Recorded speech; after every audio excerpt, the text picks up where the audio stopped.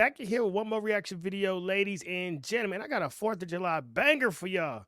But I want to start this video off with giving a shout out to everybody who works at a gas station or a grocery store or at a fireworks stand, a firefighter, ambulance, police officers. Y'all still are working today, and shout out to y'all for doing what you got to do to make sure the world keeps moving, but that you also taking care of your family.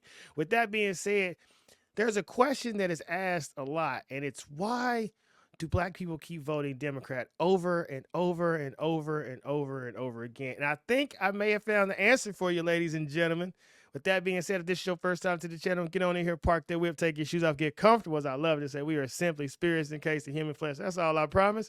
Trying to figure out this thing called life, not nearly as divided nor as demonic as the mainstream media and the social media algorithms try to make it seem every single day. Now, I found this documentary, American Reds, The Rise and Fall of the American Communist Party.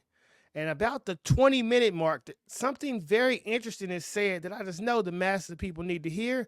So if you enjoyed this video, ladies and gentlemen, do me a favor and share it far and wide. 99% of the things that we did were meant to benefit the American people.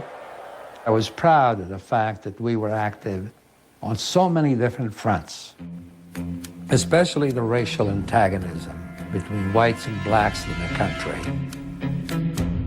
American communism deserves credit for having seen the ugliness of American racism at a time when most Americans were more than willing to live with it and to perpetuate it and to promote it.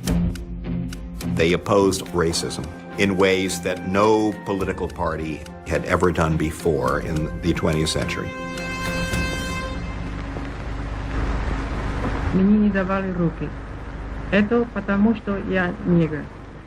There was enough evidence of racial solidarity happening in Russia that African Americans in large numbers believed and supposed that racism had been conquered in the Soviet. So I'm recording this video about communism in America, but I'm gonna pause that real quick. I want you to say Happy 4th of July, everyone. Happy 4th of July, everyone. All right, when Daddy get done, I'll be upstairs with you. Okay, buddy? Give me 5. Love you. Father, yes? Yes. Ask Mommy to help you, okay? Fatherhood. Soviet Union. Инструментальщик Роберт Робинсон избран депутатом Московского совета.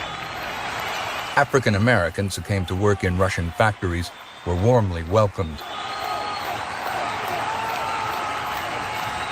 One of the core principles was that Marxism is going to eliminate racism because racism is a byproduct of capitalism, of pushing a certain group of people to the bottom of the laboring pool and allow. Racism is a byproduct of capitalism. How long has that narrative been pushed? Then I would ask you, which political party is pro-capitalism and which political party is anti-capitalism? And you would get why the same people have been voting for the same group over and over and over, because the flow of information is restricted. And if I'm not allowing you to hear new ideas and new concepts, then you'll repeat the same thing over and over. Yes, we know that's insanity. However, that's what's playing out here currently because we got gatekeepers, but the truth will set you free. Allowing those people to be demonized and to be called a different race, to be called other people. They actually outlawed racism. It was called social poison, and it was against the law.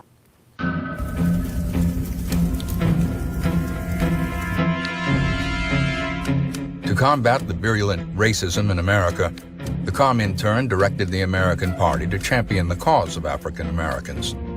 And the Comintern make a declaration in 1928 that we must respond to the Negro question first in the United States.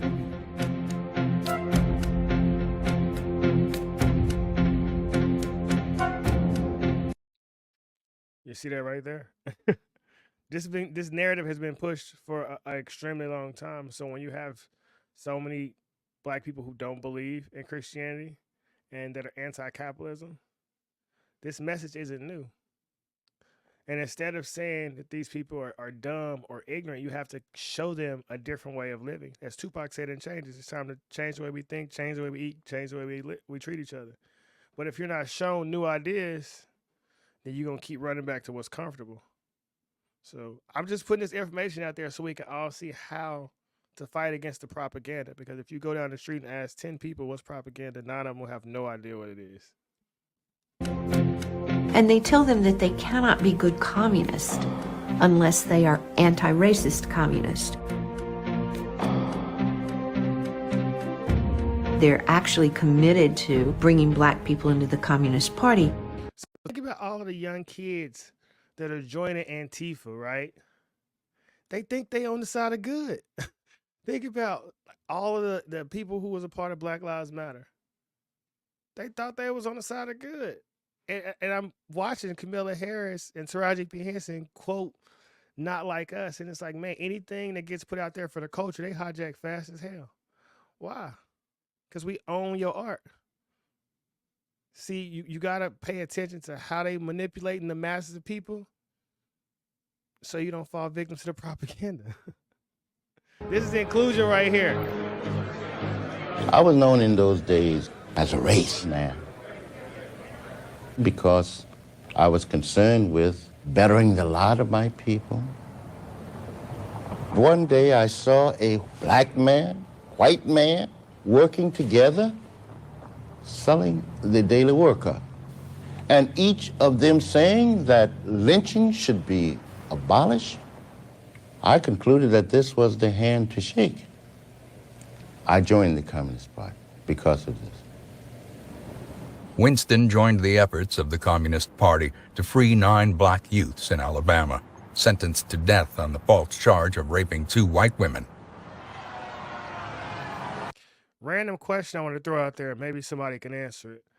Why is it when you see on the side of the left a black man and a white man working together, it's for the common good, we've overcome racism, yeah. But when you see a black man and a white man working on the side of Republican or conservative values, he a sellout, he a Uncle Tom, he a coon, he ain't really black, he hate himself. What's the difference? Let me know in the comments, baby. The communists decide that here's the opportunity they were looking for. The black guys were going in search of work to find something to support themselves and their families. So the communists see this as not just some kind of sex crime trial, but a trial against workers, a real parody of justice. The party fought to overturn the verdicts in the courts while organizing mass demonstrations in the streets. Sound like the civil rights movement, don't it?